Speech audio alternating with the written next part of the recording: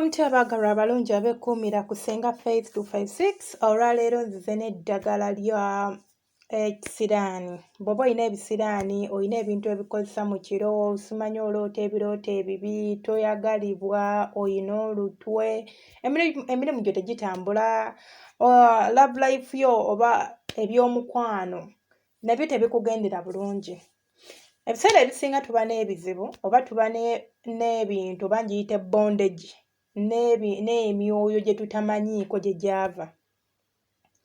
Osobola okuba n'omwoyo ogukulondoola nga guli mu famire yammwe, oba kisiraani nga kibalondoola, oba kintu nga kirondoola lineage oba kirondoola olunyiriri lwammwe, naye gwe okoze otya okukyekutulako? Kubanga tusasulira ebibi bye tutakola, tusasulira ebintu bye tutamanyi, tusasulira amabanja ge tutaalya. So gwe wenaali eyo ng'obadde olina obuzibu ng'obwo, ojja kunfunirayo omunnyo ne garlic. Obadde okimanyi nti garlic agoba emizimu, agoba amajini, agoba amayembe, garlic alina amaanyi nga ye. Era edda bajjajjaffe baamukozesanga okwegobako ebisiraani, okwegobako amajini, okwegobako emisambu emibi, okwegobako ebintu byonna ebibi n'omunnyo. Naye omunnyo, woba osobola okunfunira omunnyo gwe tuyita sea salt, gwe guba gusinga. Waliwo omunnyo oguyitibwa sea salt, n'obeerawo guno omunnyo gwe tuyita table salt, gwe bakozesa mu kufumba. Naye sea salt ono naye akozesebwa mu kufumba, naye nga osobola omukozesa ng'oyagala okwegobako bino wammanga, ennyumba awo eba ewuluguma, ng'olina by'owulira mu bulamu bwo ebitateredde. Sea salt ono namusomesaako emabega, era ku channel yange kuno kuliko omunnyo guno. Naye olunaku lwaleero saagala kwogera ku sea salt yekka, njagala tukwate sea salt waffe oyo tumukozese nga tumutaddemu garlic. Kale obikozesa otya? Ojja kunfunira garlic, osobola okufuna obuntu 2-3 oba kamu, kisinziira engeri gy'ogenda obbikolamu. Onfunireyo n'omunnyo. Ojja kufumba amazzi ag'ekigero. Bw'omala okugafumba ne gatokota bulungi n'olaba nti gatokose, gakwate ogagattemu omunnyo gwaffe, n'omunnyo opima gwa kigero. N'olaba nti guno gukumala, gakwate ogagattemu omunnyo gwaffe, ogatabule bulungi. Kwata garlic waffe omususe, omukube omugye mu juice oba omublending, oba tulina ka blend osobola omunyiga. Kyonna kyonna ky'osobola omukozesa ng'osobola okumuggyamu ka juice. Ogenda mukwata bulungi omublending omuteeka awo. Bw'omala omublendinga, garlic ono ogenda mukwata omugatte mu mazzi g'omunnyo gali ge watabudde. Obitabule bulungi, then onfunira akasengejja obisengejje. Garlic ono buno obuntu bwa garlic osobola okubusuula, then okwate amazzi gano, ofune akacupako, ogateekemu, ogatereke bulungi. Kino kiba kyamakyo. Gy'okoma okuki-exposinga, gy'okoma okweyanika. Kiringa omuntu okuba ng'okola eddagala okutereera naye ng'ate obuulira mulabewo nti nkola ddagala kutereera. Kitegeeza agenda kwongera mu ki? Amaanyi. So gatereke wantu w'olaba nti wakyama walungi. Amazzi gano eno ogasabirako by'oyagala. Nabagamba eddagala likola naye kisinziira ensaba yaffe. Waliwo abantu abali eyo nga tebamanyi kusaba. Kati ngenda kugamba garlic n'omunnyo oli agenda abikole anaabe bunaabi. Agambe nga sirabawo nkyukakyuka. Tolabawo nkyukakyuka, wasabye eki? So omunnyo guno bw'oba omaze okutegeka eddagala lyaffe nga bwe nkulagiridde, sabirako by'oyagala. Oba oyagala kwegobako majini, oyagala kuganja eri bakama abo, mu abaana abali mu biyumba. Abaana abali mu biyumba babonyaabonyezebwa ebirooto. Nina posti gye nalaba emabegaawo ng'omwana agamba teyeebaka. Yeetega kamera simanyi neeraba nti yeetuga. Ebyo bijinni. Tuva ewaffe n'ojja n'osinkana ebintu by'otamanyi, naye osobola otya obyegobako. Mukama we akuvuma. Buli kamu akatuukawo bakuteekako olumwa. Bakuvuma, bakola batya? Abo bonna basabe okuganja. Kwata omunnyo gwo ogambe Katonda gwe wagutonda, njagala ngukozese kino era nsaba gunnyanukule. Nsaba okwanukulwa oba nsaba okufuna ebirungi.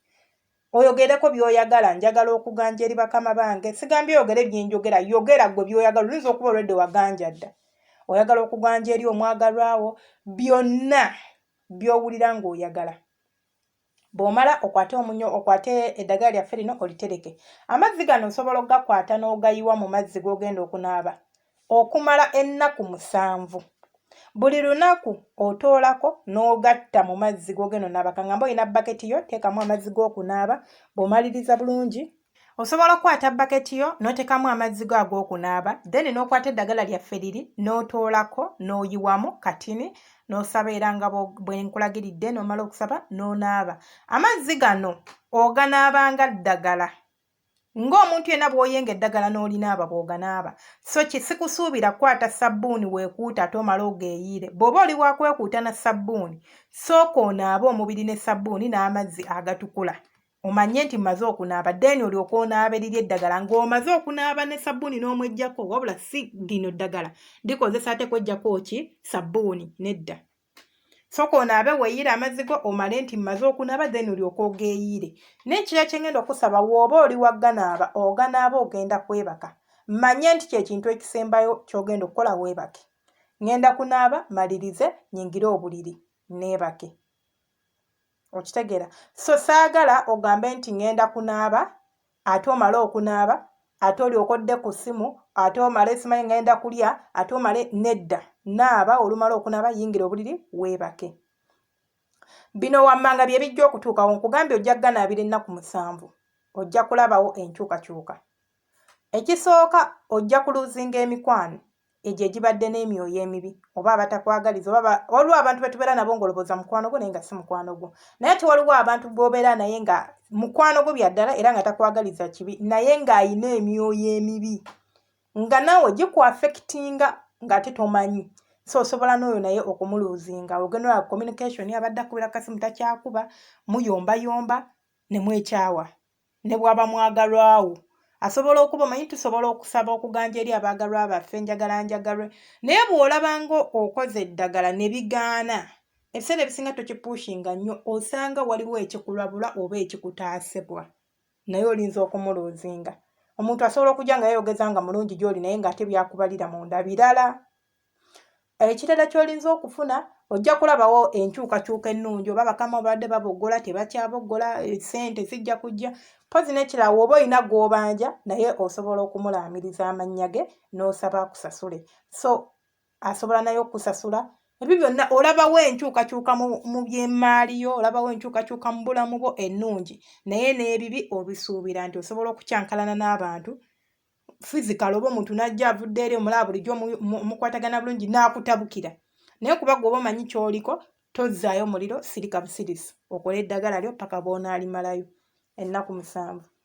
Mpozi n'ekirala waliwo asobola okuŋŋamba nti senga eddagala lino nze mbadde sirina we nsobola dditereka wali safe mu luumu tulimu abantu bangi okitegeera sirina privacy.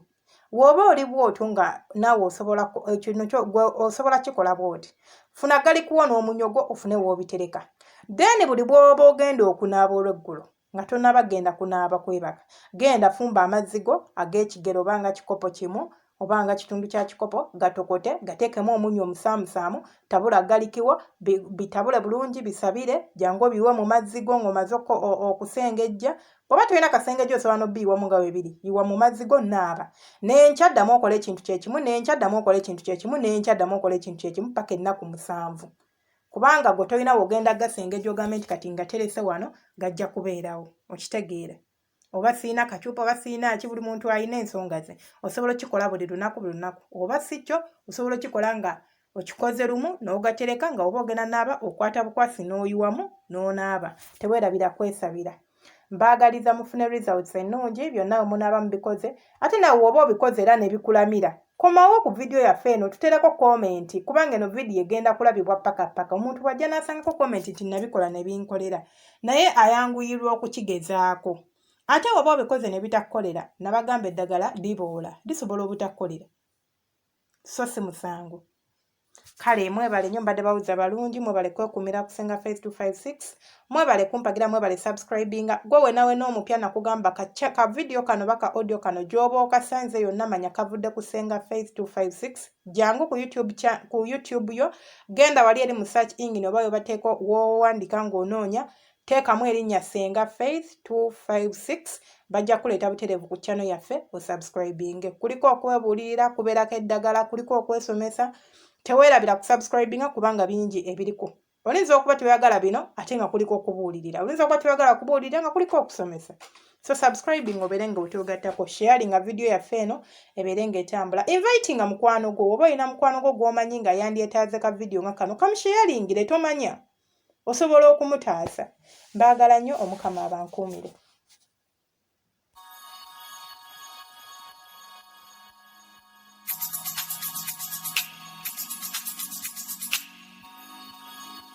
Yeah.